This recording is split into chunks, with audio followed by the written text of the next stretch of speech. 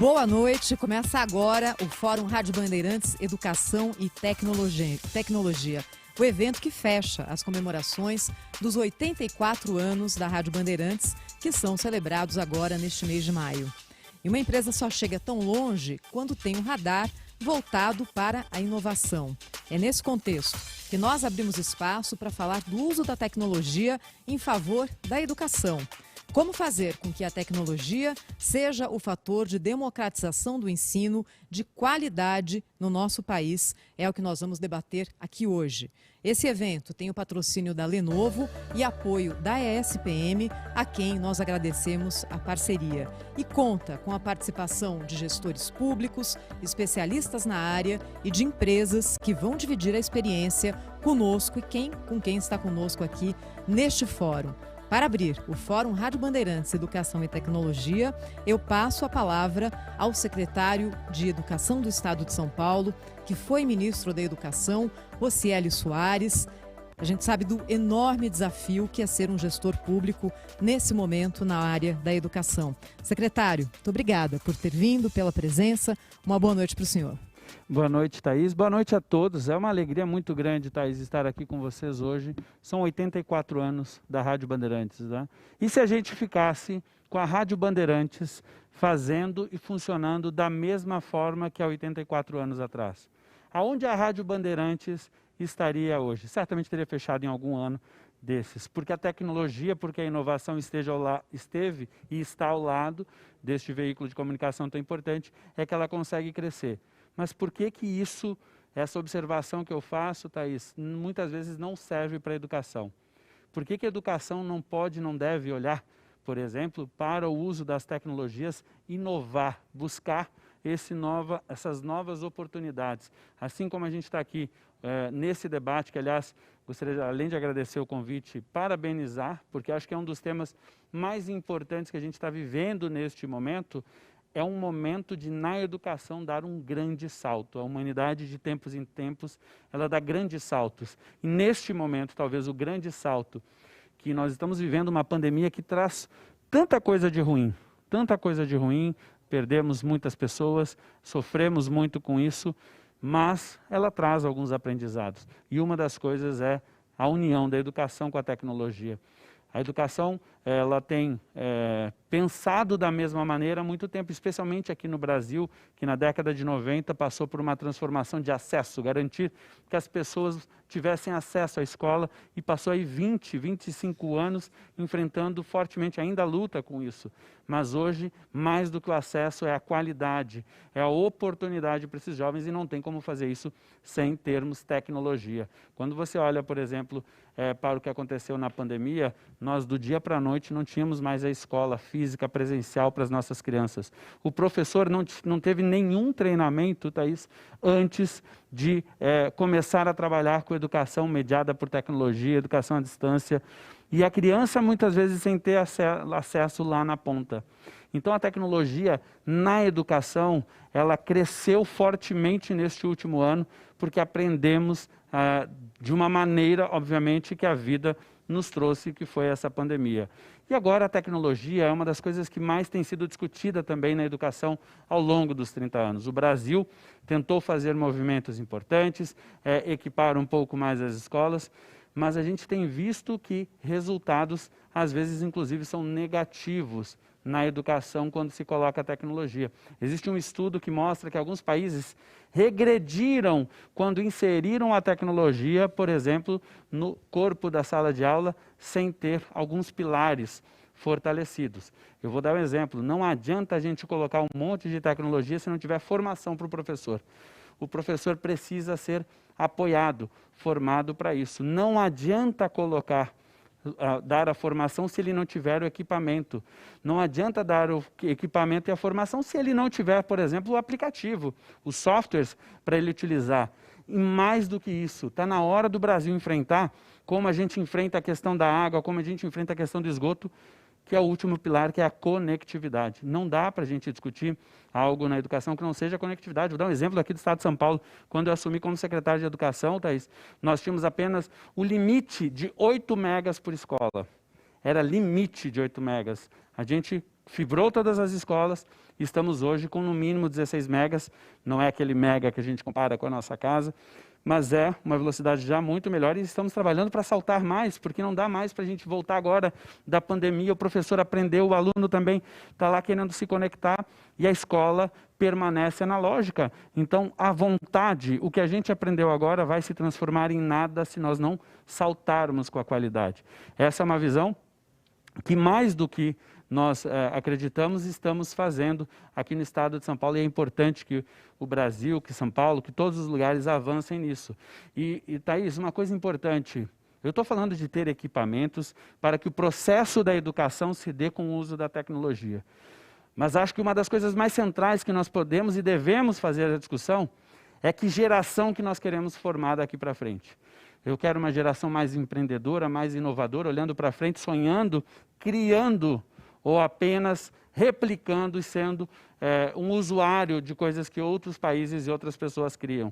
Nós temos uma condição de avançar muito. Aqui em São Paulo, nós, por exemplo, criamos a disciplina de tecnologia de inovação, que desde o ano passado a gente está falando, ensinando os jovens, desde robótica simples, com sucata, como a gente teve aqui uma professora que deu uma lição para o mundo, ficou entre as 10 melhores do mundo, a professora Débora Garofalo, que da sucata fez uma aula incrível para os moleques, para as crianças ali se transformarem. Ora, por que não levar isso para todos? Agora, essa semana, a gente anunciou, inclusive para o 1º ao 5º ano vai ter essa disciplina para as crianças, porque a gente precisa discutir o pensamento computacional, colocar uma visão para essas crianças, mesmo para aquele que sonha ser advogado, a tecnologia estará lá, junto, no meio, para a internet das coisas. As crianças não podem mais sair da escola sem saber que mundo é esse que está chegando.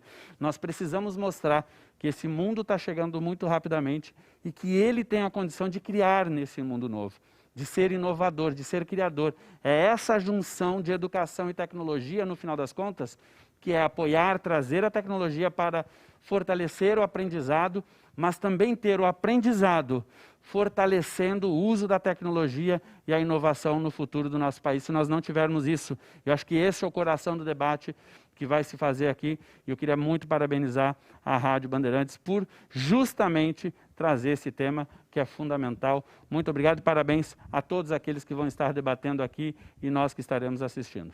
Eu agradeço muito ao secretário estadual de Educação do Estado de São Paulo, Rocieli Soares, abrindo o Fórum Rádio Bandeirantes de Educação e Tecnologia. Nós vamos falar muito sobre esse assunto a partir de agora aqui nesse fórum.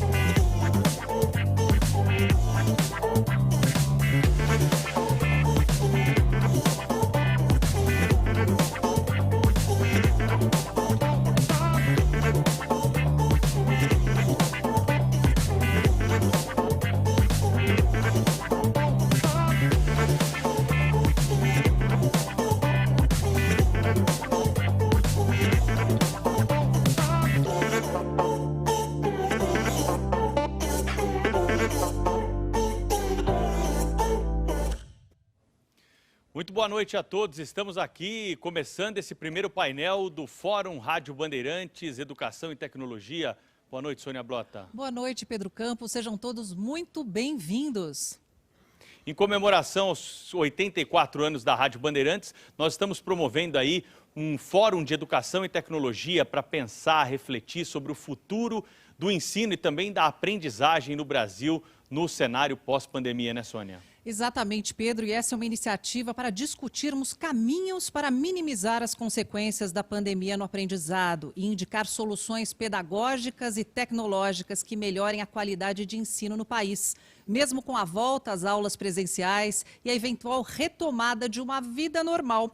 O universo digital segue crescendo e a tendência é cada vez mais convivermos com soluções tecnológicas e online para problemas analógicos, Pedro. E já existem, viu, Sônia, aí empresas pensando em formas, né, como as nossas crianças, os jovens, os adultos estarão dentro desse universo. Pensando nisso, nós reunimos aqui autoridades, representantes de instituições educacionais e também multinacionais tecnológicas para debater os cenários da educação pós-pandemia. Exatamente, Pedro. E para participar deste primeiro painel, recebemos o ministro da Ciência, Tecnologia e Inovações, Marcos Pontes.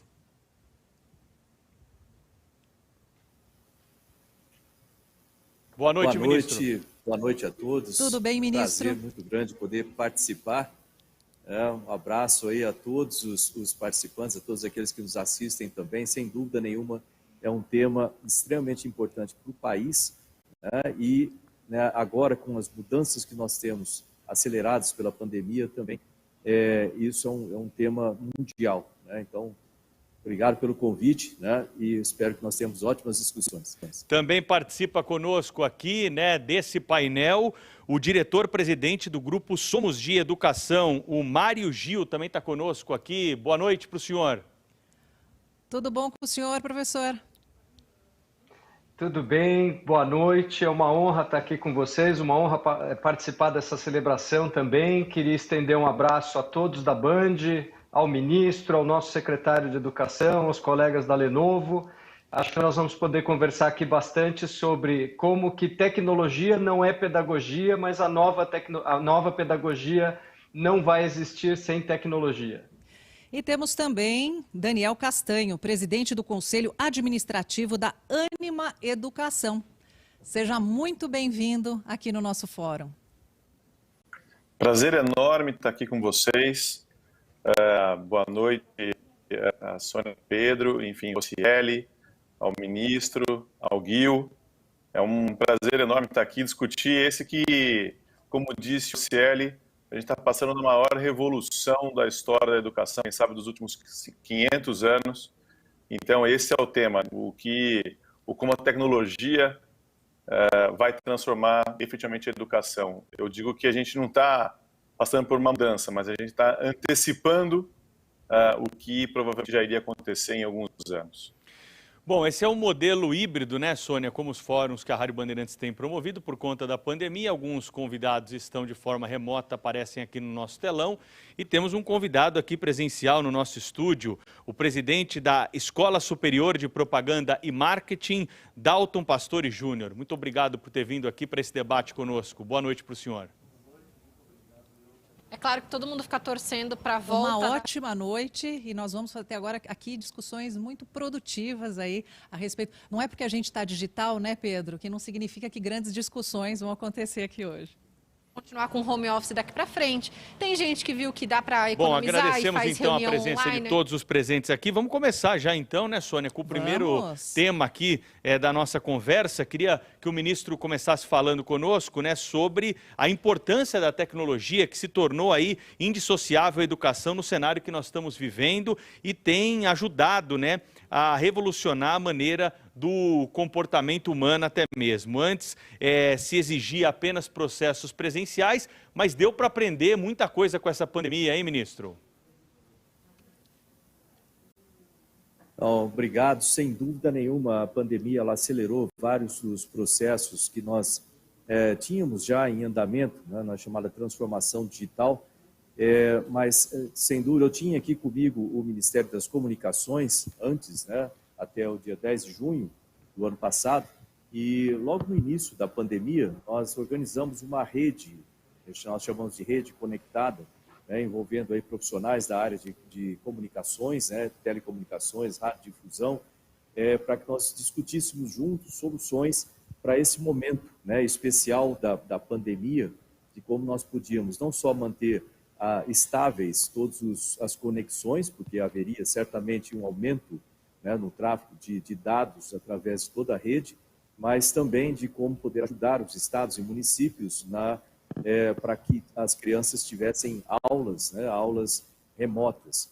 E no meio dessa situação, a gente acabou observando, né, que havia uma necessidade muito grande de melhoria, né, de conexão nas escolas. Isso é um assunto, essa conectividade na escola é uma coisa extremamente importante, né? Nós já trabalhávamos com um processo, um programa, chamávamos de MCTIC Conecta Brasil, a conexão no Brasil inteiro, mas isso aí colocou vamos dizer assim, um ponto, né, muito maior em termos de prioridade nas escolas. E não é simplesmente o processo da conexão, existe a questão de velocidade de conexão, existe como que vão ser essas aulas remotas, ou seja, as discussões elas prosseguiram de uma forma imensa, né? E aí é só um ponto, né, com relação à pandemia, e depois também como algumas vertentes disso, né, dos esforços que já estavam sendo feitos anteriormente também, da introdução de tecnologia na sala de aula, e quem me conhece sabe que é um assunto que eu gosto demais, né? Então, a partir daí, a gente tem discutindo aqui também no Ministério de como auxiliar, em parceria com o Ministério da Educação, né, como auxiliar aí a introdução dessas novas tecnologias, que eu vou deixar aqui para não usar muito tempo logo de cara, para ir respondendo à medida que a gente vai tendo as discussões. Ministro, antes da próxima pergunta para o senhor, eu tenho o prazer de anunciar aqui no nosso fórum a presença de Ricardo Bloge, que é presidente da Lenovo no Brasil. Muito bem-vindo aqui ao nosso fórum. Muito obrigado, boa noite a todos, estou aqui com vocês hoje. Obrigada. A gente já volta com uma pergunta para o senhor, um debate que promete hoje, muito importante, para que a gente saiba os caminhos da educação, da tecnologia da educação daqui para frente. Gostaria de voltar com o ministro Marcos Pontes. Ministro, eu queria saber em termos de diálogo entre os poderes, entre os governos federal, estaduais e municipais a respeito de uma tecnologia no ensino público. O que o senhor pode falar a respeito disso? Inicialmente, com relação à situação que nós tivemos da pandemia, uma das principais ações que nós tivemos nessa interconexão com estados e municípios foi a necessidade de colocarmos aulas também através de TV, não só internet, mas TV. Com isso, nós fizemos um decreto de multiprogramação para que os canais pudessem dividir a sua banda, né, os canais digitais em 4 bandas, então, por exemplo, 10.1, 10.2, 10.3 e 10.4, e com isso permitir que um canal tivesse a programação normal e os outros canais ligados à educação, ou à ciência, ou à saúde. E isso foi feito em parceria com os estados e municípios, né, e, logicamente, com os canais locais, né, para que esse acordo fosse feito diretamente ali nos estados e municípios. Esse é só um exemplo de uma possibilidade que nós podemos fazer nesse tempo de cooperação. Lembrando que nós tínhamos aqui o Ministério das Comunicações. Agora, também existem outros tipos de tecnologias que nós podemos trabalhar. O Ministério, eu costumo dizer que o Ministério é uma ferramenta, né? Nós trabalhamos com todos os outros ministérios, trazendo tecnologias para que eles apliquem na política pública, né? E certamente o Ministério da Educação também é um dos nossos, vamos chamar assim, clientes aqui, né? Então, nós temos desenvolvido inteligência artificial, por exemplo, e outros tipos de tecnologias que podem ser eventualmente utilizados pela educação, né? Então, nós temos aí uma possibilidade muito grande, mas isso já seria coordenado pelo MEC. Nós passamos a tecnologia para o MEC e o MEC faz, então, a coordenação com os estados e municípios para aplicação na educação propriamente dita. Eu queria voltar aqui com o presidente da Lenovo, né, para a gente falar um pouco sobre o crescimento desse setor de tecnologia e, claro, que, né, aproveitar para que ele possa trazer para nós, né, essa perceptível mudança que nós acompanhamos no comportamento humano durante a pandemia do acesso à tecnologia nas mais diversas áreas, né? É perceptível isso? O que fica, né, desse movimento todo e o que o senhor vislumbra aí para o futuro, principalmente agora na tecnologia aliada à educação, que é o tema aqui do nosso encontro de hoje? Alô? Um probleminha só. Não. Será que o presidente da Lenovo está nos ouvindo, Ricardo? Ouve agora, Ricardo? Está me ouvindo? Estamos ouvindo, sim. Desculpa, teve um problema aqui. Por coincidência, recentemente, a Lenovo realizou um trabalho de pesquisa mundialmente, que chama de dados atualizados do trabalho, que foi um estudo realizado globalmente pela Lenovo entre 15 de janeiro e 11 de fevereiro de 2021, com um total de 8.533 respondentes, aí, entre usuários, gestores de TI, clientes, enfim. E esse dado mostra essa transformação, né, que a gente já tinha feito no ano passado, que foi atualizado recentemente, onde mostra que 70% dos empregados globais entrevistados relatam uma satisfação na maneira de trabalhar remotamente. E 56% deles se consideram mais produtivos, né? Eles preferem essa flexibilidade do trabalho remoto. Né? Praticamente 80% dos trabalhadores trabalhar remotamente, trabalhar em qualquer lugar. E os gestores de TI concordam com esses benefícios, né? Pois praticamente 83% dos tomadores de decisão da área de TI esperam que o trabalho após a pandemia seja remoto pelo menos metade do tempo da semana seja remotamente. De acordo com esse estudo de TI, o maior desafio realmente é a questão de segurança. Hoje, esse é o problema primordial dele, mas, por outro lado, eles se encontram preparados para enfrentar até uma nova pandemia e conseguir realmente superar os desafios de segurança que eles têm encontrado. Aproveitar para anunciar a presença do cientista político Fernando Schiller aqui conosco no Fórum Educação e Tecnologia aqui da Rádio Bandeirantes. Seja muito bem-vindo, Schiller. Debate importante esse, não? Para mim é uma grande satisfação. Acho um debate fundamental, já talvez tocando em pontos, quer dizer, o Brasil no sistema público deixou a desejar em tecnologia, na verdade. E o setor privado brasileiro me parece estar de parabéns por muitos esforços que fez. Então, acho que é o momento de fazer um balanço mesmo disso, né? E projetar o futuro. Afinal de contas, uma tragédia como essa pandemia pode nos servir de lições. O Schiller, então, volta no final para fazer aí um apanhado do que foi discutido aqui. Então, a gente volta a perguntar, Dalton, vizinhos latino-americanos como a Argentina, que praticam um sistema educacional um pouco diferente do nosso. Lá, por exemplo, é incentivada a prática do estudo prévio às aulas, além de serem cobrados em provas o conteúdo além do dado em sala de aula, incentivando que o estudante, ele mesmo, vá atrás, né, do conhecimento. O ensino à distância, ele pode revolucionar a maneira com que o brasileiro estuda, deixando-o mais independente? O estudo à distância é uma realidade, não há volta, né? O que é preciso é conseguir levar a qualidade do ensino presencial para o ensino à distância. Na ESPM, o que nós fazemos no ensino à distância todas as nossas aulas são ao vivo, com o professor titular interagindo com a classe e com os estudantes. Então, a gente faz o possível para levar a qualidade do ensino presencial para o ensino à distância. Agora, o ensino à distância veio para ficar, ele tem vantagens grandes na medida em que ele democratiza a informação, democratiza o aprendizado, né? Você não precisa mais estar obrigatoriamente morando numa determinada cidade para ter acesso a ele. E isso que você falou de preparar a aula antes, o estudante ler material antes, é uma outra realidade super importante.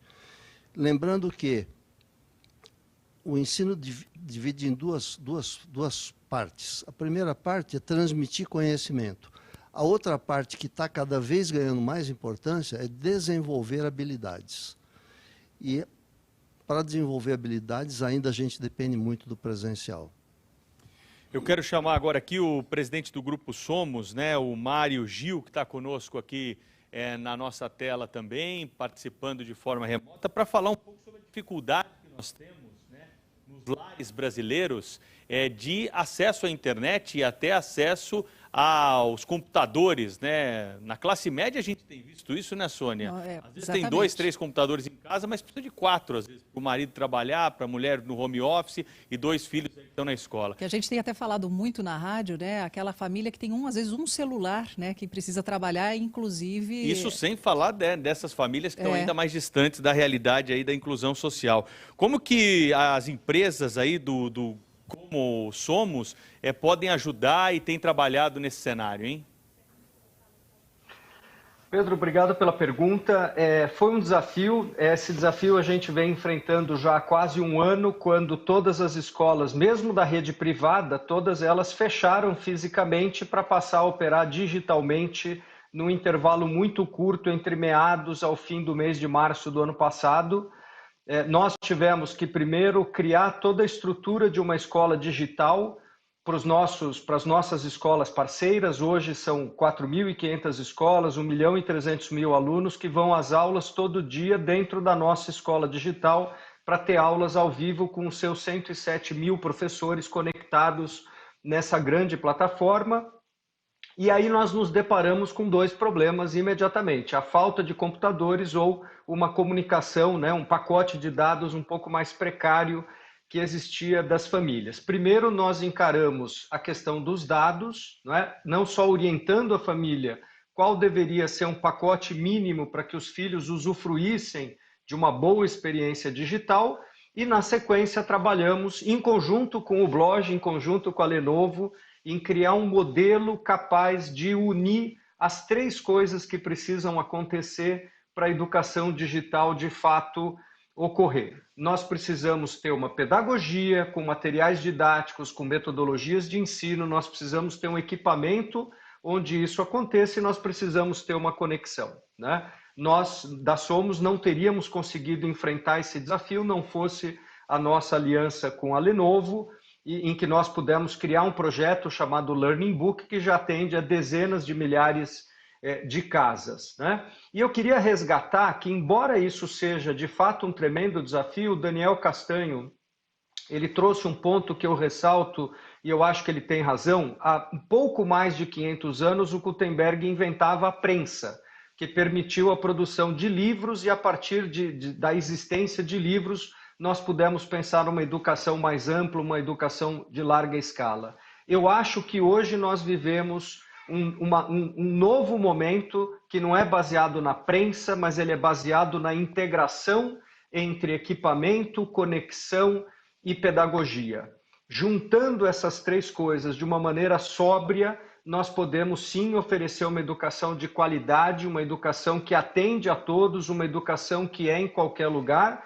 E se nós soubermos respeitar qual é a vocação do digital e qual é a vocação do presencial, nós vamos conseguir aquilo que o professor Dalton falava, que é uma educação que, embora digital, tenha toda a qualidade também. Quem sabe numa próxima pergunta a gente cobre isso. E essa nossa próxima pergunta vai para o Daniel. Daniel, como fazer com que o estudante ele mantenha o foco? A gente sabe que é um desafio, mas como fazer com que eles mantenham aí o estudo para que eles não percam absolutamente nada?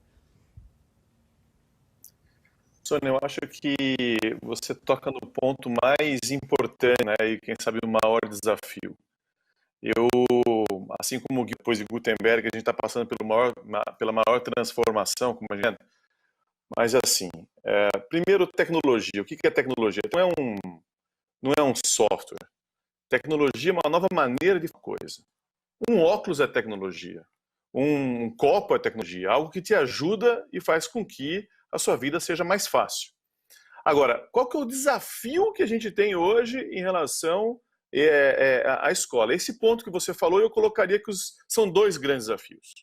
Um é dar significado para o aluno, que ele entenda o que ele precisa aprender. Ele tem que muitas vezes a escola foi estruturada para que você aprenda de uma maneira passiva, algo que você nem sabe por quê, e o grande objetivo é fazer uma prova. E aí você acaba estudou, quer dizer, na escola como um todo, e ainda estudar para uma prova que tem um gabarito, ou seja, ela cabe no algoritmo, que depois pode ser substituído por um computador, que vai fazer melhor do que você. E o outro desafio, quer dizer, o que você precisa, então? Você precisa fazer com que o aluno deixe de aprender de uma maneira passiva, a mesma coisa para todo mundo, e passe a aprender algo ativo, mão na massa, e aí você melhora a qualidade da presença. Então, os dois grandes desafios: dar significado para o aluno e aumentar a qualidade da presença. O que a gente tem feito hoje em relação ao uso de tecnologia, para finalizar, eu até falo que o problema não é se é presencial ou à distância. De verdade, essa conversa aqui nossa, ela é presencial ou à distância? Tanto faz. Né? Quem sabe se fosse presencial a gente não pudesse estarmos todos aí.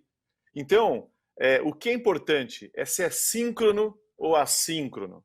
Se você pegou algum material antes assíncrono, você estudou, você leu, você viu aquilo, para depois você tornar aquele momento síncrono de interação com o professor algo muito melhor.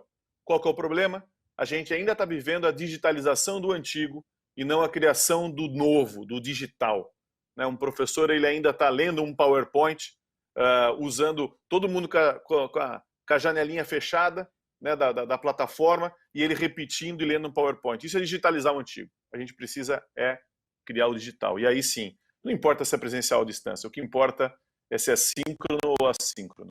Ministro, eu estou sentindo que o debate está bem evoluído aqui, né, sobre a situação. A gente precisa perguntar para o senhor como é que fica esse desenvolvimento tecnológico no Brasil. O que o senhor tem de notícia aqui para compartilhar com todos esses especialistas reunidos pela Rádio Bandeirantes para discutir o assunto, que estão colocando a questão aí da educação e da tecnologia cada vez mais aliadas?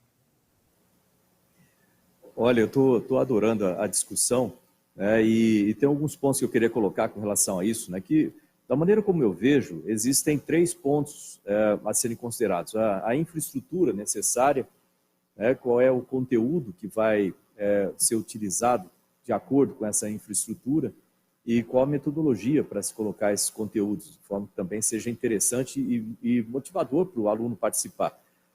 Em termos de infraestrutura, a gente vê que um dos gargalos num país da dimensão do nosso, em todas as situações que nós temos e diferenças sociais também, é como fazer que você tenha conectividade ou a informação chegando por algum meio.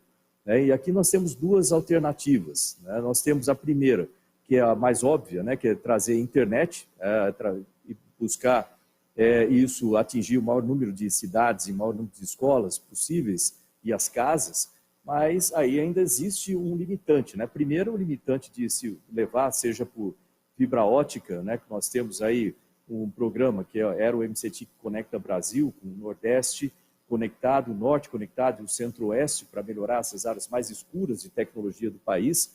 Então, nessa parte, nós temos aí de backbone no Nordeste, eram 77 cidades, que esse programa já é iniciado lá no Ministério das Comunicações, já passamos com o programa feito e recursos, inclusive. No Norte conectado, com mais de 10 mil quilômetros de fibra pelo leito dos rios, com o backbone de fibra ótica, com 100 gigabits por segundo no backbone, e mais o Centro-Oeste passando ali, basicamente por todos os estados ali do Centro-Oeste, principalmente nas áreas rurais.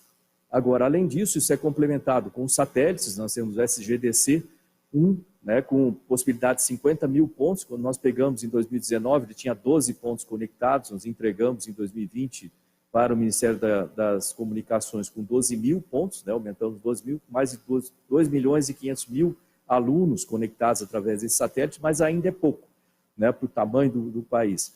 E também outras possibilidades, como links de rádio, etc. Isso a gente está falando aqui, e 4G, também a colocar mais cobertura de 4G no país, também com programas como o PGMU e outras possibilidades nós temos disso aí, e tudo isso foi passado para as comunicações. Ótimo. Agora, ainda tem o problema das pessoas que não conseguem comprar o computador, como foi falado, que eu concordo 100%, mas a maioria dessas pessoas também tem acesso à televisão, aí entra a radiodifusão. Por isso que eu falei da multiprogramação na televisão e a introdução do Ginga também. O Ginga é um sistema na televisão que você consegue ter o retorno, não é só num sentido, né, mas a pessoa que está assistindo televisão consegue retornar a informação através desse sistema Ginga. Então, aumenta a cobertura. Mas o que adianta você ter toda essa tecnologia, né, em termos de conectividade, que foi muito bem falado, na minha opinião, se você não adaptar os conteúdos e as metodologias a serem utilizadas de tornar essa aula atrativa, né, e também que atinja o maior número de pessoas, né, de alunos. Existe a preparação de professores, existe uma cultura necessária, né, para se utilizar esse tipo de tecnologia, uma maneira diferente de ensinar e aprender, né, e além disso tem que lembrar que os conteúdos têm que ser adaptados para as novas tecnologias que vêm aí pela frente, como a gente está falando de inteligência artificial, internet das coisas, blockchain, nuvem, muitas profissões vão surgir e a gente precisa preparar essas novas gerações para essas novas profissões. Isso muda currículo aí de universidades, e inclusive de ensino técnico, que é muito importante, mas também, né, além disso, existe também a necessidade de preparar os nossos professores para essas novas carreiras e aquelas pessoas que estão em profissões que vão desaparecer por causa da tecnologia, de serem reutilizados, ter uma formação nova, né, para as novas carreiras. Ou seja, é um sistema bastante complexo, né, e esse trabalho em conjunto do Ministério de Ciência e Tecnologia, com o Ministério da Educação e todo o setor de educação, o setor privado também, é extremamente importante. Obrigada, ministro. Inclusive, isso que o senhor está falando, eu gostaria de ouvir o Ricardo Bloch. Ricardo, sobre essa transformação digital, que a pandemia mostrou que não tem mais volta, não tem como voltar atrás, né, Pedro Campos? E como manter no pós-pandemia, porque vai passar, como não retroceder a isso, na sua opinião? Olha, primeiramente, depois de tudo que o ministro Marcos Pontes, o Daniel e o Gil bem colocaram, fica difícil, né, não ser repetitivo ou agregar. Mas acho que são os aspectos, né? O primeiro que o Gil comentou, do ponto de vista de escola privada, como é que você monta um modelo econômico-financeiro? A gente não pode esquecer que muitos pais aí tiveram sua renda reduzida ou até perderam os impostos. Você consegue adequar a mensalidade que o pai pode pagar pelo ensino e pela ferramenta, né? Então, uma das coisas que a gente conseguiu fazer, que o Gil comentou, foi viabilizar isso através de uma solução. Ou seja, você dá o equipamento de qualidade que ele esteja sempre disponível para o aluno, ele poder continuar aprendendo, né? E quando eu falo de tecnologias que realmente atraem o aluno, né? Essa coisa de prender a atenção do aluno, né? Hoje a gente comercializa e inclui mundialmente nos nossos equipamentos um software de gerenciamento de aula que permite ao professor realmente conseguir controlar e manter a atenção do aluno enquanto ele está dando. Acho que foi comentado aqui a questão do PowerPoint, né? Tem que ir além disso, como foi bem dito, né? Como é que você consegue ir no extremo, né? Até você conseguir medir a atenção do aluno naquela aula e, de repente, você personalizar a aula para aquele aluno, dizendo, olha, aquele aluno realmente está com déficit de atenção no momento, a aula está ficando cansativa, como é que eu consigo fazer um push para ele, talvez de um vídeo específico para ele? É para esse lado que nós estamos indo, para tentar facilitar a educação dos alunos, né? A gamificação também, né? Todo aluno gosta de jogar. Como é que você consegue usar esse interesse pelo jogo eletrônico, para ele aprender também, né? Existem casos recentes aí de alunos que, através da competição entre eles, usando jogos, ganharam um prêmio da Unesco, a Escola de São Paulo, de um trabalho sobre monumentos históricos, né? E é o aluno aprendendo através desse jogo, né? São essas novas tecnologias, as redes sociais também. Não é só interação, mas aprendizado, né? Hoje em dia a gente sabe que os alunos, as crianças gastam muitas horas, por exemplo, no TikTok. E tem sido usada essa rede social para pesquisa de temas como matemática, gramática. O aluno está indo naquela ferramenta de rede social para aprender mais e se interessar. Então, eu acho que toda essa transformação veio para ficar. Obviamente, como foi dito, tem que ter infraestrutura para isso e olhar para as novas tecnologias que estão vindo, né? óculos de realidade aumentada, óculos de realidade virtual para uma aula mais imersiva, né? Inclusive com até holografia, ensino 3D, para o aluno isso é interessante. E como foi mencionado aqui, se a gente não fizer a formação básica, com essa demanda incrível que nós estamos vendo na indústria por profissionais, cientistas de dados, inteligência artificial, machine learning, nós não vamos conseguir preencher isso, nós não vamos conseguir formar esses profissionais que vão deixar de ter empregos em algumas áreas tradicionais, até como a própria indústria de manufatura. Então, como é que nós fazemos isso? E também foi dito aqui, para mim, a base de tudo isso é o professor. Se a gente não conseguir capacitar o professor para fazer isso, eu acho que não adianta nada trazer toda essa digitalização, porque o nosso país dos alunos não está capacitado. Eu quero perguntar agora, Sônia, para o Dalton Pastore, né, que é presidente da ESPM, está presencial conosco aqui. Nessa adaptação toda, né, que nós tratamos aqui, de crianças, jovens, né, para quem está no ensino superior, foi mais fácil? Dá para a gente concluir que foi mais fácil essa transição para o ensino remoto? Porque a gente tem ainda o ensino remoto mantido nesse momento no país, né? Como que dá para a gente fazer essa comparação do que foi dito até agora com o que aconteceu na universidade? Eu acho que no uso da tecnologia, na relação com o professor, na relação com os colegas de classe, dentro do mesmo grupo, foi mais fácil.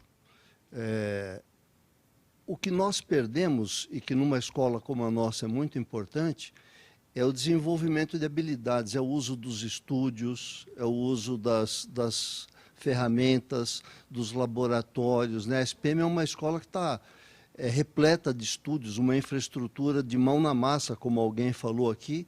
Então, isso a gente perdeu. Isso é uma perda relevante, que fica difícil você fazer à distância. A gente criou sistemas para que os nossos estudantes pudessem, de casa, acessar os equipamentos da escola. Mas não é a mesma coisa do que estar num estúdio fazendo, gravando, filmando, produzindo. Então, nisso foi um pouco mais difícil. Nós vamos vamos manter quando a gente puder voltar, nós vamos abrir os laboratórios e os estúdios por mais tempo, nos sábados, inclusive, para os estudantes poderem recuperar. No uso da tecnologia foi mais fácil, porque tecnologia já está presente em todos os nossos cursos de uma forma muito, muito marcante. Então, e a gente já tem disciplinas que eram realizadas por ensino à distância, então foi mais simples a transição. Importante você falar isso, Dalton, que inclusive essa é a minha próxima pergunta para o Mário. Pedro Campos, eu sou de uma geração que ir para a escola era obrigação. Sim. Hoje em dia, as crianças e os adolescentes, eles vão por prazer, porque criou-se aí todo um elo, né? Tanto de afeto quanto de ensino. E aí, Mário, no presencial, né? Eu sei pelos meus sobrinhos, vou falar isso para você, eles adoram os professores. Como manter esse elo no digital? Você facilitou muito a minha resposta, tá? Porque a vocação do presencial, e é por isso que vai existir escola, e aqui eu me refiro à educação básica, essencialmente, pelos próximos 5.000 anos, a vocação do presencial é reconhecer que ser humano só aprende a se relacionar com outro ser humano se relacionando, né? Ou seja, a grande vocação do presencial, a partir desse aprendizado todo que nós tivemos que passar, quis o destino que nós tivéssemos que aprender isso durante a pandemia, a vocação da escola é a reunião de alunos para o desenvolvimento socioemocional deles, para o desenvolvimento das interações saudáveis, da capacidade de comunicação, da capacidade de trabalhar em grupo, da capacidade de receber feedback, dar feedback. Tudo isso é o porquê uma escola deveria continuar existindo fisicamente. Por outro lado, todos aqui já mencionaram que acesso ao conteúdo, personalização da educação, customização da trilha que um aluno quer fazer, essa é a vocação da educação digital, né? A maturidade que nós vamos buscar agora, ela é chamada de escola híbrida. É uma escola que reconhece que tem coisas que o presencial não consegue fazer. Por exemplo, que cada aluno queira estudar um currículo diferente. O presencial não permite isso. Eu tenho um filho adolescente aqui que quer ser engenheiro aeronáutico até por culpa do ministro também, que é um dos heróis dele, né? Mas outros colegas da sala não querem essa trilha e, portanto, a única maneira de a gente ter um aluno que quer fazer engenharia aeronáutica é digitalmente oferecer conteúdo, experiência para ele, o outro quer ser biólogo, o outro quer ser médico. Essa é a vocação do digital, personalizar, né? E para encerrar essa participação, Sônia, se a vocação do presencial é o socioemocional e se a vocação do digital é o acesso, a personalização, a transformação digital mesmo só vai chegar na escola quando ela aprender a lidar com a quantidade gigantesca de dados que hoje são possíveis pelo uso da tecnologia, né? Identificar muito rapidamente que um aluno está ficando para trás, por que ele está ficando para trás e sanar rapidamente esse gap de aprendizagem, pode ser por um game, pode ser por uma outra estratégia engajante e interessante, isso vai fazer a transformação digital da escola.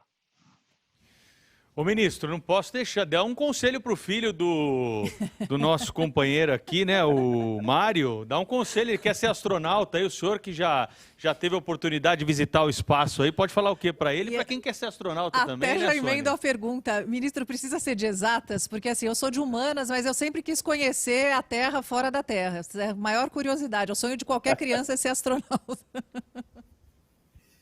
Olha só, mas eu queria agradecer e dizer para ele não desistir do sonho, não desistir do sonho, porque o que mais tem são as pessoas que falam que é impossível, é difícil, que não vai dar certo e etc. Então tem que acreditar no sonho. E a minha mãe, ela falava uma coisa muito bacana, no meu tempo lá de Bauru, lembrando que meu pai, seu Vigílio, ele era servente de serviços gerais, faxineiro do Instituto Brasileiro do Café. Ou seja, eu não tinha dinheiro para fazer hora de voo e nada disso. Eu ficava chateado, que os meus amigos falavam assim, pô, você nunca vai conseguir ser piloto, isso é impossível, assim por diante. E aí, um dia, eu estava chateado em casa, a dona Zuleika, minha mãe, olhou bem para mim e falou assim, olha, não dê ouvido a essas coisas. Eles têm as vidas deles, eles fazem o que eles quiserem com as vidas deles. Você tem a sua. E você pode ser tudo o que você quiser na vida, desde que você estude, trabalhe, persista e sempre faça mais do que esperam de você. Essa é a dica. E eu vejo os voos espaciais sendo cada vez mais amplos em termos de participação. No momento, ou você tem astronautas profissionais, ou você vai começar agora os turistas espaciais também. E esse número de turistas vão aumentar muito, com novas estações espaciais para visitação, e outros. O voo espacial vai se tornar cada vez mais comum, então vai ser cada vez mais fácil. Mas eu gostaria que o seu filho fosse, na verdade, um astronauta profissional, aquele que vai lá e pilota realmente a espaçonave, resolve os problemas, que essa é a parte mais legal, vamos dizer assim. O Daniel Castanho, que é presidente do Conselho Administrativo da Ânima Educação, está conosco aqui participando desse painel. E eu queria te perguntar sobre a preparação das crianças, já que estamos tratando aí de sonhos, né? Essas crianças precisam de algum tipo de preparação especial para esse mundo tecnológico que nós estamos entrando, para as aulas complementares que farão parte, né, Sônia, certamente do calendário curricular a partir de agora, essa tecnologia toda que foi incorporada aí durante a pandemia e que veio para ficar, Daniel? Então, sobre até o gancho da tua pergunta com a resposta do ministro, quem trabalha com educação trabalha com o que há de mais nobre no ser humano, que é a capacidade de sonhar. O que a escola faz, a escola tem que despertar essa curiosidade, esse desejo, essa vontade. A Adélia Prado dizia, eu não quero faca, eu não quero queijo, eu quero fome. E quem sabe esse seja o papel da escola. As crianças, elas estão preparadas, elas são curiosas, elas, enfim, elas são nativas digitais. Ela pega um celular, um iPad e ela, enfim, é quase que ela tem uma permeabilidade com esses aparelhos todos, com essa tecnologia. O grande desafio é fazer com que a escola consiga respeitar esse tempo das crianças, com que a escola consiga usar a tecnologia e experiências com as crianças sem acabar com a criatividade, sem oferecer a mesma coisa para todo mundo. Então a gente estava falando aqui, a tecnologia sabe ajudar a gente, eu acho que esse quem sabe seja o grande desafio. Primeiro, né, em 3 áreas, eu acho. Primeiro, metodologias. Né? A gente já falou bastante aqui, inteligência artificial, os óculos, isso e aquilo, mas como a metodologia pode ajudar para que aquele momento seja o estado da arte, para que a relação professor-aluno seja incrível, para que realmente a gente possa aprender. Então, esse é o primeiro uso. Depois, o Prugil comentou, né? Análise de dados. Então, a gente está falando de, além da metodologia, também análise de dados. E a terceira coisa é a criação de comunidade de aprendizado. Eu posso dizer por que um aluno daquela sala de aula tem que fazer trabalho com as crianças que estão na mesma sala que ele. Não precisa. Imagina que incrível um aluno fazendo um trabalho, fazendo um projeto, uma pergunta. Qual que é o legado da pandemia? O que você espera? O que mudou? Enfim, o que é que seja. Aí um aluno de São Paulo, com algum de Belo Horizonte, com algum de Salvador, com algum de Fortaleza. E a minha grande revolução vai acontecer quando esses alunos forem de escola privada e metade de escola pública. Através da criação de um ecossistema de aprendizagem, não um sistema de ensino, mas de um ecossistema de aprendizagem, eu acho que a gente consegue fazer as micro-revoluções no país e aí sim ser um embrião de uma grande transformação da educação. Então, eu vejo esse último ponto, quem sabe, como o mais fundamental, o mais importante, a criação de comunidade de aprendizagem. E aí eu acho que a gente consegue fazer uma revolução nesse país. De fato, pegando o teu gancho, Daniel, quero fazer a pergunta para o Ricardo. Hoje, essa geração que o Daniel se referiu, ela consome muito redes sociais, YouTube, que nós estamos ao vivo aí para todo mundo, né? E eles buscam conteúdos. De que forma a educação pode disponibilizar esses conteúdos para que as crianças e adolescentes, estudantes de uma forma geral, eles sigam no caminho certo? Eu acho que eu até comentei um exemplo, né? Por exemplo, TikTok, as crianças hoje indo buscar informação sobre matemática, gramática, né? São maneiras não tradicionais para vir até agora, deles irem buscar de uma maneira descontraída, rápida, né? Alegre, as informações que estão buscando. Essa questão que eu comentei da gamificação, redes sociais, é uma que acho que realmente vai transformar. E se você me permite, nos comentários do ministro e do Daniel também, e uma coisa que a gente tem feito realmente, eu acho que esse processo de digitalização pode ser um acelerador, um gancho para a gente fazer com que essas crianças, os alunos na educação básica, eles tenham essa curiosidade, esse interesse, porque pelo que a gente chama de STEAM, ciência, tecnologia, engenharia, agora com artes também e matemática. Nós temos uma deficiência enorme de alunos que gostariam de enveredar por esse caminho, né? E sabe, a gente pode aproveitar esse momento para fazer com que essas crianças tenham mais interesse.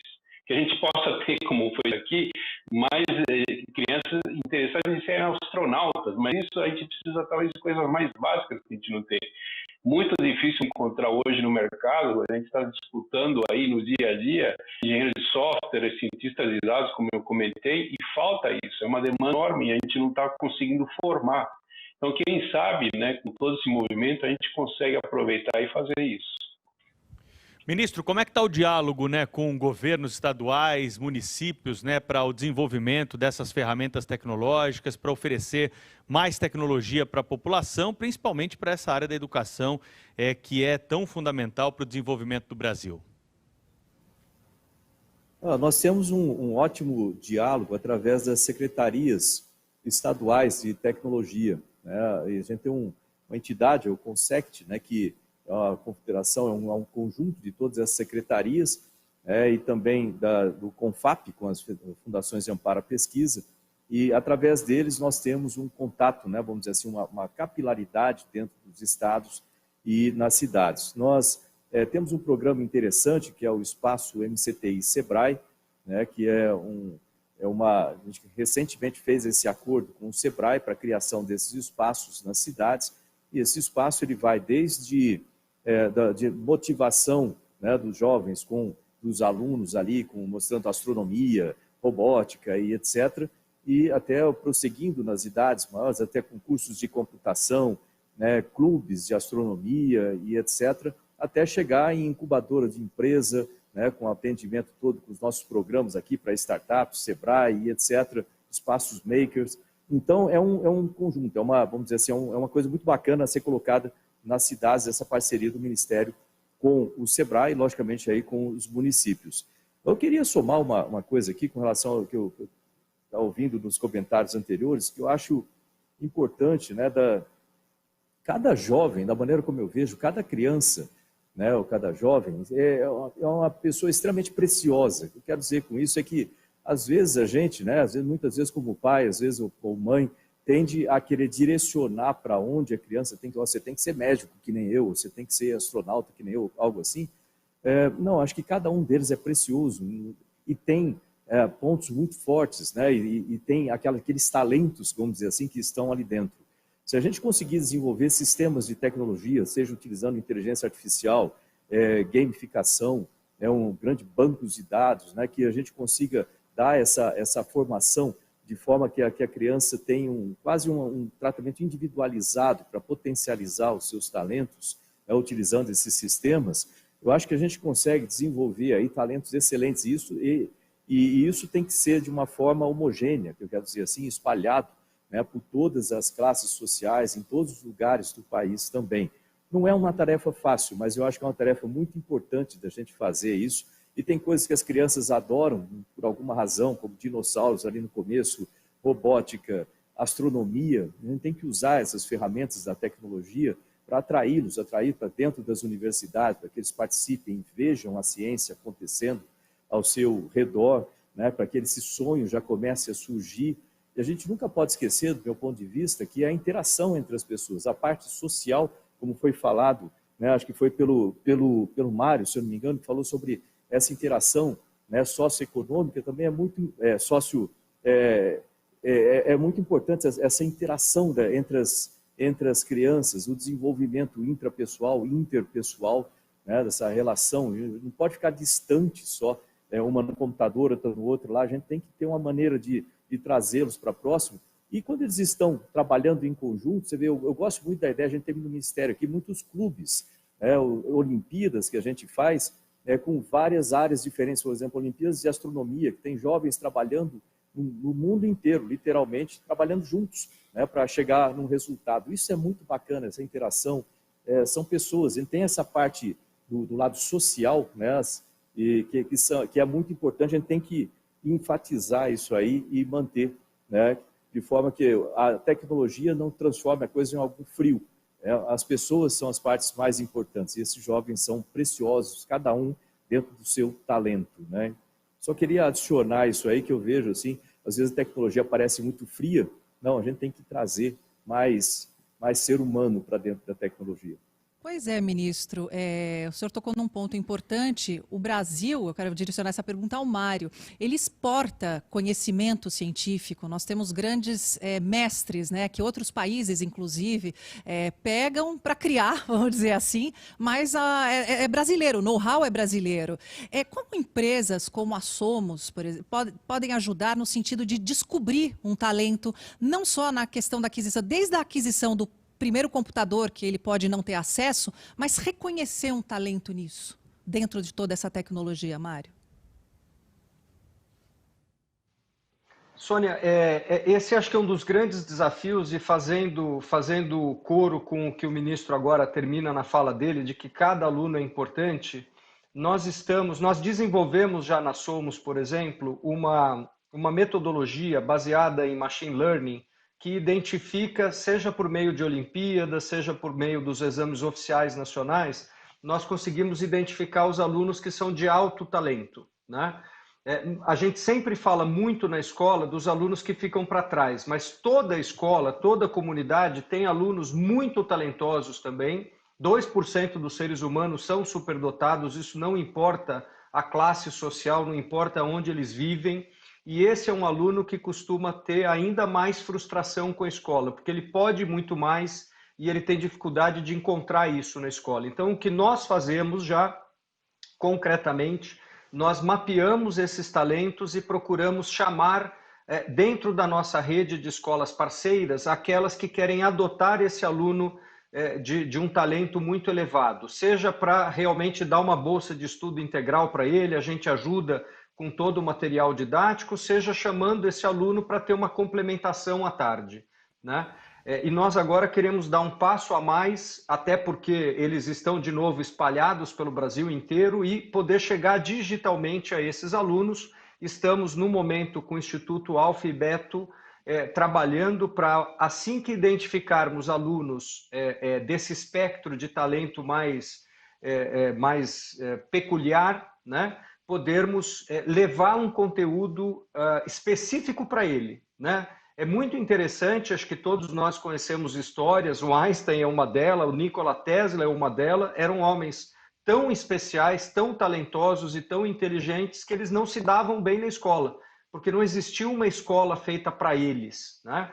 E a tecnologia nos permite identificar, nos permite acolher e nos permite cultivar estes talentos, né? Para que, quem sabe, eles também possam estudar fora, mas que voltem para o nosso país ajudando a desenvolver as comunidades de onde eles vieram. Ricardo, para a gente finalizar esse primeiro painel, eu queria te perguntar, né, sobre o desenvolvimento de novas tecnologias, como que é o trabalho aí na Lenovo, né, para buscar a adaptação desse material necessário presente aqui nessas discussões para esse contato do aluno com o professor à distância.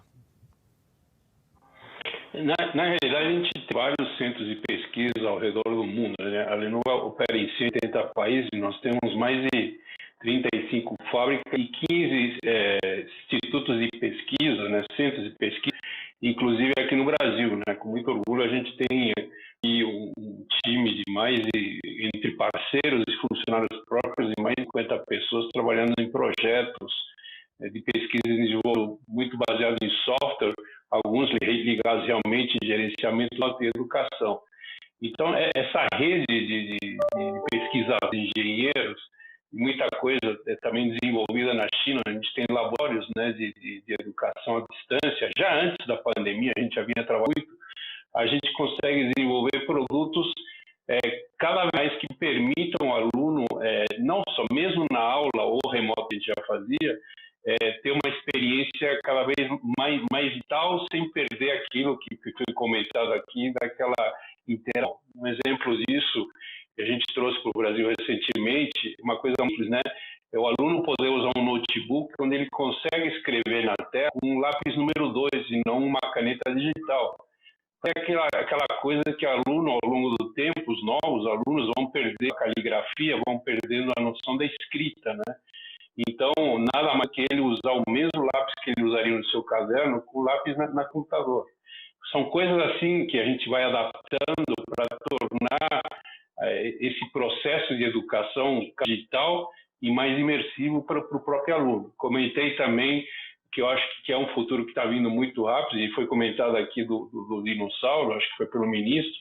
A gente tem exemplos de aulas, né, sobre pré-história, sobre as crianças com óculos de realidade virtual, né, andando no parque, vendo os dinossauros e tudo, né, a memória fica, né, o aprendizado se torna mais leve, mais rápido. Então, mesmo esse processo dentro da sala de aula, o aluno tira seu óculos e vai estar do lado do colega comentando o que viu, interagindo. Então, são esse tipo de tecnologias que a gente vem desenvolvendo, né? E novamente, como eu falei anteriormente, né, o hardware e o software ajudam muito, mas a gente tem que pensar também no professor, como facilitar também o professor para que ele também se torne digital, para que ele saiba lidar com essas tecnologias, as mais modernas, inclusive, sem medo e conseguindo passar isso para os seus alunos. Pois é, e conversa boa é aquela que passa rápido. Nós estamos caminhando para o fim desse nosso primeiro painel. Gostaria de agradecer a presença de todos vocês, convidados. Foi uma discussão de suma importância aqui no Grupo Bandeirantes de Comunicação, no nosso fórum da Rádio Bandeirantes. E eu gostaria agora de deixar a palavra com o cientista político Fernando Schiller. Eu estava ouvindo aqui, aprendi muito, então já de cara agradeço. Mas fazer duas observações que eu acho importantes, né? Primeiro, que falei rapidamente no início, não é? existe um gap no Brasil brutal. Não é? Eu tenho falado sobre isso, a gente tem escrito sobre isso. Quer dizer, o que aconteceu durante a pandemia, para mim, é uma expressão disso. Quer dizer, você teve, em boa parte do setor público brasileiro, o setor público brasileiro, ele atinge hoje 85%, 84% dos estudantes do ensino básico brasileiro. Não é? E, basicamente, nós não tivemos aula na maior parte das redes. Não é? E, às vezes, a gente tem dificuldade no Brasil de dizer as coisas como elas são. Não é? O fato é, e eu acompanhei isso quase cotidianamente, até cobrindo aqui pela Band, conversando com o secretário de Educação, conversando com dirigentes da área de educação, por que isso estava acontecendo. Quer dizer, o que eu vi no Brasil durante a pandemia é um microcosmo do que acontece na educação brasileira. O setor privado está aqui representado. Né? Eu tenho um filho de 2 anos e 4 meses que tem aula online. Já? Tem aula online, é 20 minutos, mas ele tem aula online e ele está aprendendo com aquilo. Ele está aprendendo a olhar, observar, identificar, interagir. 2 anos e 4 meses ele tem. Né? Ele está na aula online. Só que era numa pequena escola privada, perto da nossa casa. Né?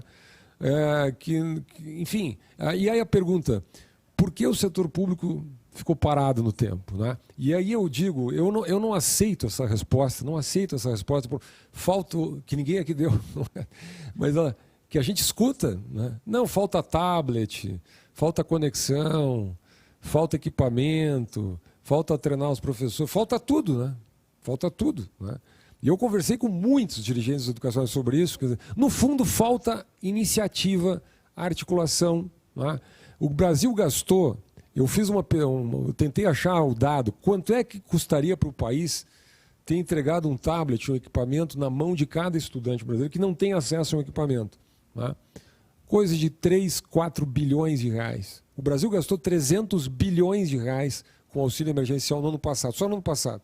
Se tivesse gastado 3%, 1,5% desse valor, você teria fornecido. Agora, aí tem que treinar os pais. Bom, a escola tem que fazer isso, tem que tomar iniciativa, tem que chamar os pais. Né? Mas cadê os professores? Os professores estão em greve ou não querem trabalhar, os sindicatos não...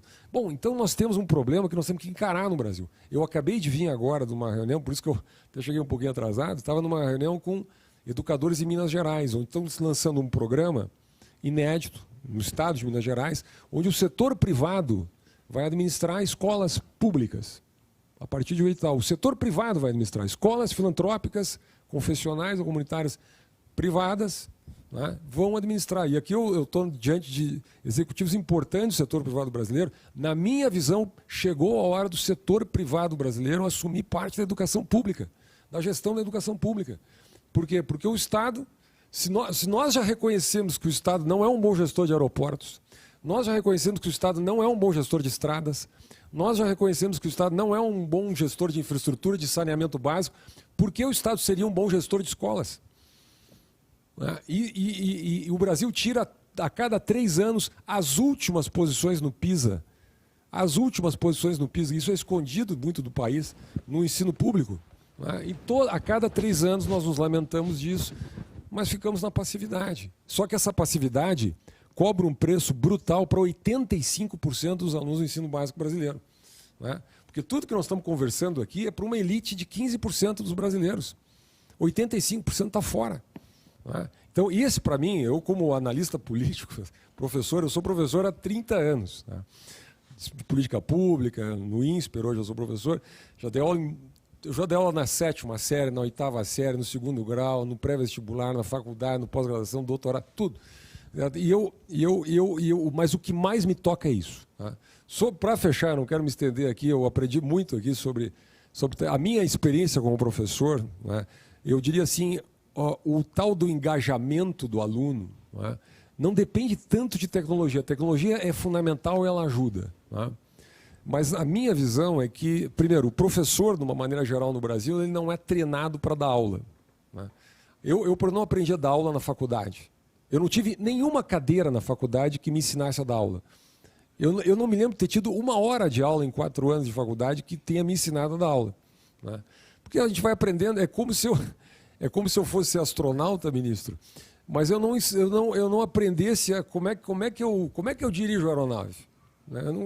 Eu aprendo muita teoria, mas como é que eu dou aula, né, no processo? Então eu diria, primeiro ponto é esse, eu não sei como resolver, quero deixar aqui aberto no Fórum Band, porque vai ter que ter outros fóruns.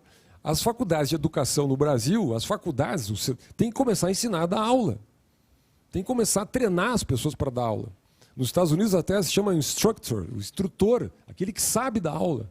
Né? E no mais, eu acredito profundamente no tema do que a gente chama lá, no INSPER a gente chama, mas em outro, que é a educação centrada no aluno. A educação tradicional é uma educação centrada no professor. Né? E na minha opinião, já vou terminar aqui porque esse assunto me empolga, mas eu quero dizer o seguinte, quer dizer, se nós não entregarmos poder para o aluno aprende, essa é a minha experiência de 30 anos, quando ele faz alguma coisa. Por isso que eu acredito na educação por projetos, por engajamento, por desafios. E o professor tem uma sedução terrível por centrar o ensino-aprendizado nele, na figura do professor. Né? E eu acho que esta inversão não é o professor show. Eu brinco sempre, não é a síndrome Robin Williams, do Sociedade dos Poetas Mortos. Não é o professor que sobe em cima da mesa, que faz um show, não é isto. Até o contrário, é um professor que empodera o outro lado, que deixa o aluno produzir, e no processo de produção de projetos, de desafios mais variados, e aí a tecnologia pode ajudar, ele desenvolve conhecimento. Muito bem, muito obrigado para o Fernando Schiller, cientista político, colunista da Rádio Bandeirantes, né, que está conosco na nossa programação e está aqui no fórum para fazer aí uma análise do que foi esse primeiro painel. Vamos agradecer esse povo todo aqui, Sônia Blota, me ajuda aí. Sim, olha, nós vamos agradecer Ricardo Bloge, presidente da Lenovo no Brasil. Muito obrigada, Ricardo, pela sua participação. O Mário Gui, diretor-presidente do Grupo Somos de Educação. Muito obrigada, Mário. Daniel Castanho, presidente do Conselho Administrativo da Ânima Educação. Super obrigada, Daniel. Dalton Pastore Júnior, presidente da ESPM, Escola Superior de Propaganda e Marketing. Muito obrigada pela sua presença aqui na sede do Grupo Bandeirantes de Comunicação. E daqui a pouco tem o segundo painel desse Fórum de Educação e Tecnologia da Rádio Bandeirantes. Mais uma comemoração dos 84 anos da Rádio Bandeirantes. A gente volta já.